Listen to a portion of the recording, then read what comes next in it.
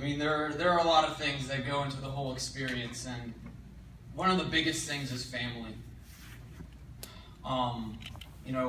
Being brought up, the family is such a predominant thing in our culture, whether you're Sunni, Shia, Christian, Druze, whatever. There are so many types of religions that come from the Middle East, but the one thing that brings everyone together is this concept of family. How strong that tie is. The Prophet Muhammad was quoted saying, "Heaven is under your mother's feet." So not only is family important, but this concept of the respect of the mother, the respect of the matriarch, is something that I grew up with. Growing up with values that, when I was a kid, Islam was something that taught me to treat other people with respect, no matter what religion they are, or what gender they are, what race, whatever.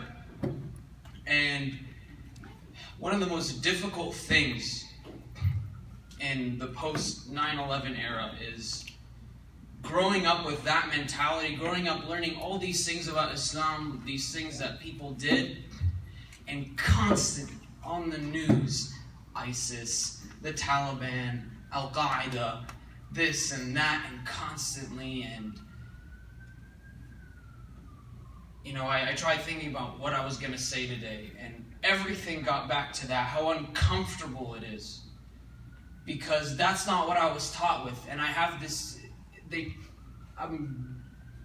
push this need on me to apologize, as if I'm connected to what these people are doing, as if my religion, my background, is the one that fosters these kinds of groups and what these kinds of people are doing. And it's hard for other people to understand, but seeing it every day, seeing things like the Charlie Hebdo massacre, Je suis Charlie, these things, they have an effect on us, not only me, but everyone. And another thing is, it's not just Muslims. There are other religious people in the Middle East. There are secularized atheists in the Middle East. There's all kinds of people in the Middle East. And I think up until 6 months ago, people didn't know there were Christians in the Middle East until ISIS started killing them. And, it's kind of sad, because Christianity came from the Middle East. I was born in the Middle East. I'm sorry. I came with something in my head and getting in these kinds of things, and I really want to put you guys in this world where every single day you have to be on the defensive. My mom tells me, there's this phrase in Arabic, my mom tells me, لا تعطيهم فرصة. لا تعطيهم فرصة. Don't give them the chance. Don't give them the opportunity.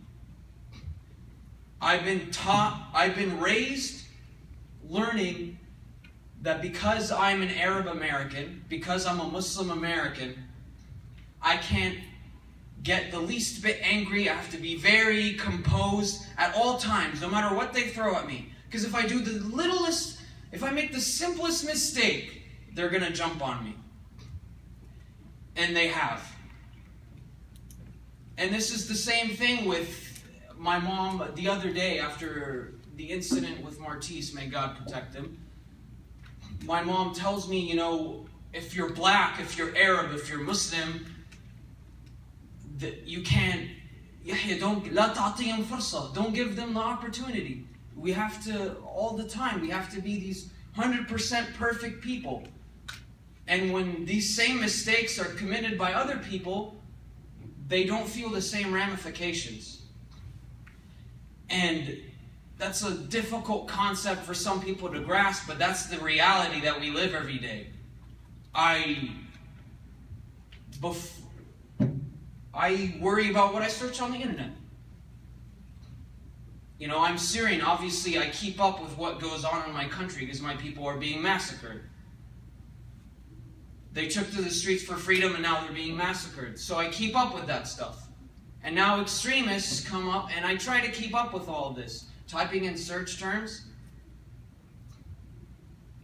And one of the scariest things that ever happened to me was I was on a thread, and it was talking about finance, interest in Islamic law, very simple things, not having to do with anything.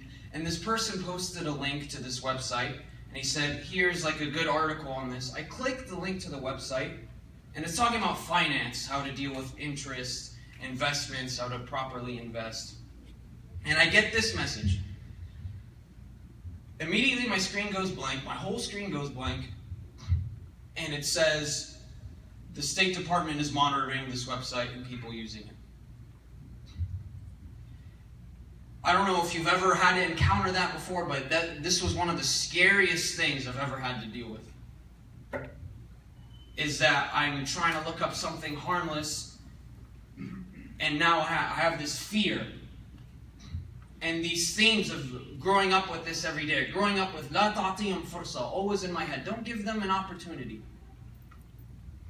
Every single thing I do, I feel like I'm being scrutinized by.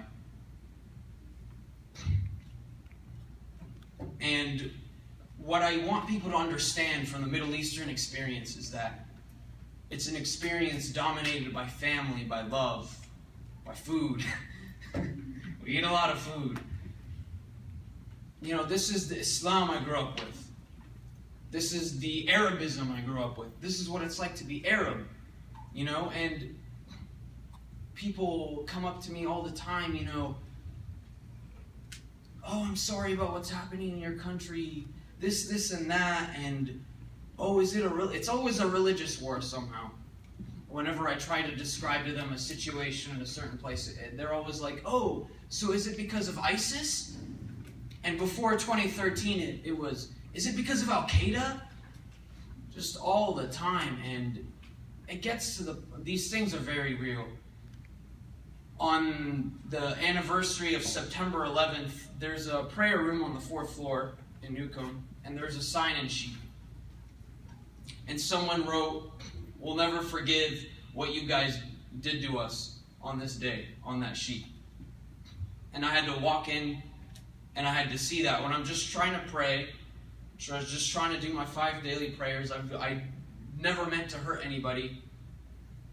And now the latest incident is someone scribbling like, Je suis Charlie, why are you guys letting ISIS destroy free speech, blah, blah, why are you defending ISIS? All written on the, like, even when I go to pray, you know, when Muslims are taught, like, when we go to pray, this is our moment, it's between me and God, we leave everything else behind. You know, no matter how stressed you are, this is your cool down.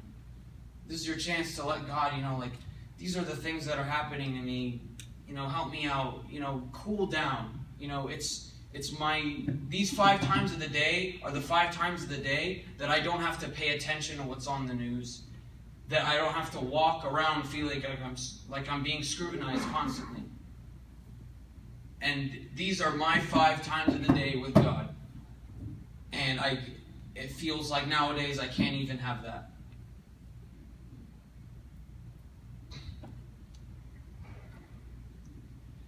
But, you know, it's hard to have hope in this situation.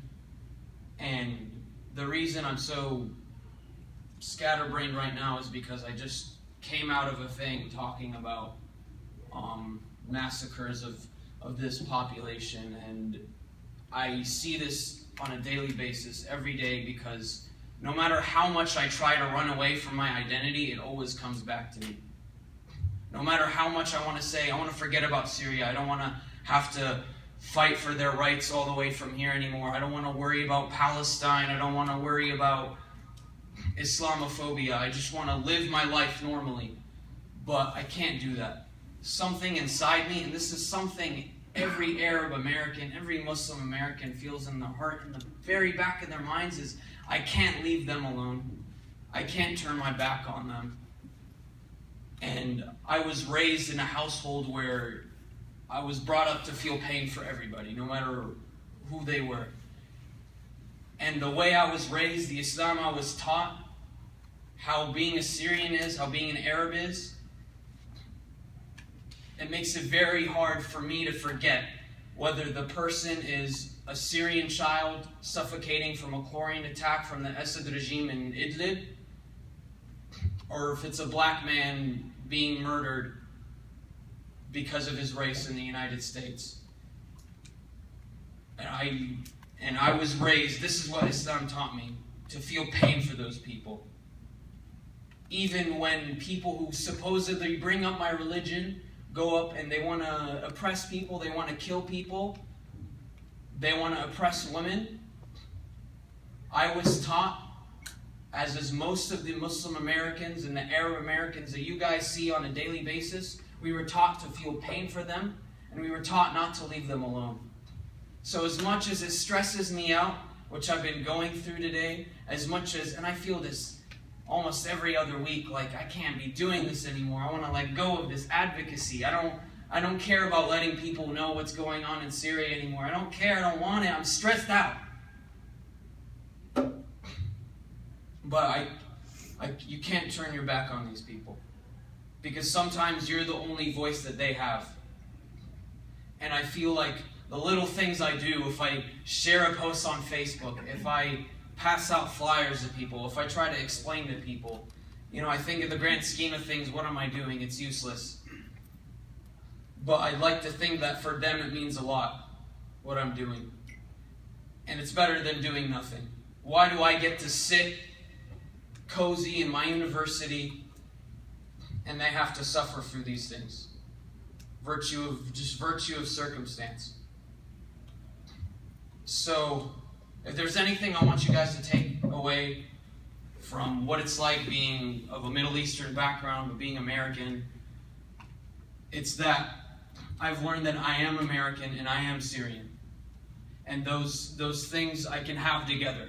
I'm not 50% Syrian, 50% American. I'm 100% American and I'm 100% Syrian. And I don't have to compromise that. And I don't have to be questioned on my patriotism. I have the freedom to say what I want in this country. But in Syria, when I was a kid, I asked why the president's picture was everywhere. And immediately my cousin slapped my mouth and he's like, "Shut up, shut up." So if I criticize the American government or their foreign policy, that doesn't mean I'm un-American. It doesn't mean I'm not patriotic. Bilaks, on the contrary, I'm showing my patriotism. We're in a time here where people are trying to take away our rights. If you're of this background or this background, Muslim American, Arab American, Black American, and we need to push. We're going to use our rights. So if there's anything I want you to take away, being a Middle Eastern American, you can't run away from where you come from. But you can embrace it. You can embrace being American too. Thank you.